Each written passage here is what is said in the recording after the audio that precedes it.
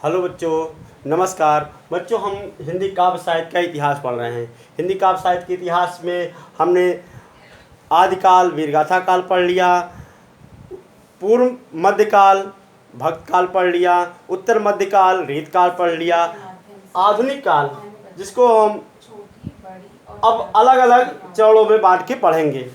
बच्चों, आधुनिक काल का जो समय सीमा है 19वीं विक्रमी संवत से लेकर 1900 विक्रमी संवत से लेकर के अब तक, सन में कहें 1843 ईस्वी से अब तक।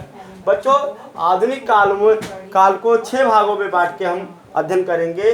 भारतेंद्र युग, द्विवेदी युग, छायावादी युग, प्रगतवादी युग, प्रयोगवादी युग।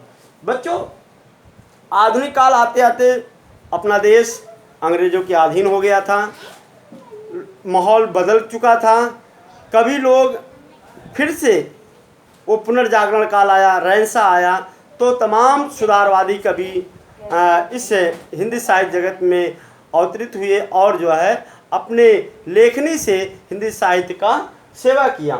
बच्चों, भारतेंद्र युग में जो भारतेंद्र के प्रवर्तक कहे जाते हैं, हिंदी गद्य साहित्य के जनक कहे जाते हैं, खड़ी बोली के जनक कहे जाते हैं, इसके भारतेंद्र हरिश्चंद्र ही। भारतेंद्र के प्रमुख लेखक में भारतेंद्र हरिश्चंद्र, श्रीधर पाठक और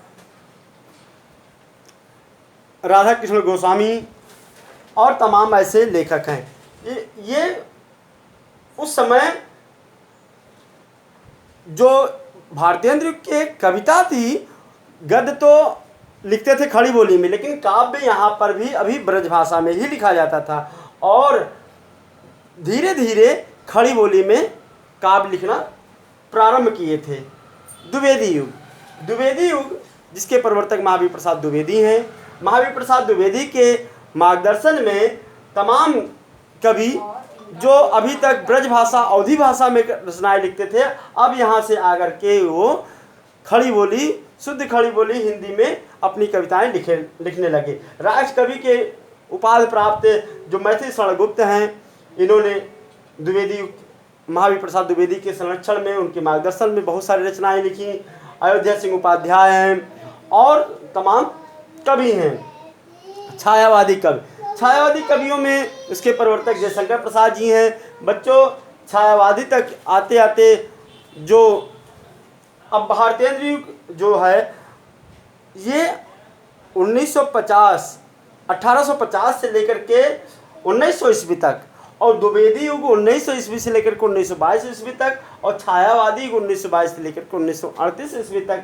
1922 और 1938 के बीच का जो समय सीमा है, उस समय अपने देश में अंग्रेजों को भगाने के लिए तमाम जन आंदोलन शुरू हो गए थे। उसी में क्रांतिकारी हमारे देश के जो तमाम थे, वो जो है अंग्रेजों के खिलाफ मोर्चा खोल रखा था। तो और उसके अलग हट करके कुछ कवि जो प्रकृति के तमाम प्रतीकों को लेकर के, उपमानों को लेकर के वो रचनाएं अंतर्मुखी होकर के रचनाएं लिखते थे, जैसे जयशंकर प्रसाद, निराला पंत और महादेवी वर्मा। ये उस समय के छायावादी कवि हैं जो प्रकृति के अवयवों को, प्रकृति के प्रतीकों को, उपमानों को लेकर के रचनाएं, अंतर्मुखी रचनाएं लिखते थे, वो छायावादी कवि कहलाए। उसके बाद प्रगतवादी कवि जो 1938 के बाद से शुरू होता है। जहाँ पर ये छायावादी कवि अपने अंतर्मुखी रचनाएं लिखते थे, वहीं पर प्रगतवादी कवि का विषय वस्तु बदल गया। वो अब जो है यथार्थ और मार्क्सवाद, लेनिनवाद को लेकर के वो जनक्रांति करने लगे, और ये जो है अब दलित, मजदूर, किसान, सर्वहारा वर्ग के आवाज़ को बुलंद करने लगे और उनको लेकर के अपने रचनाओं का विषय बनाया।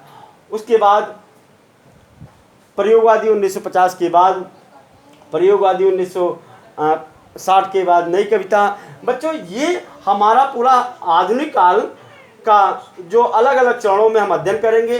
बच्चों, भारतेंद्र युग, द्विवेदी युग और छायावादी युग हम पढ़ चुके हैं। अब आगे हम प्रगतवादी और प्रयोगवादी पढ़ेंगे।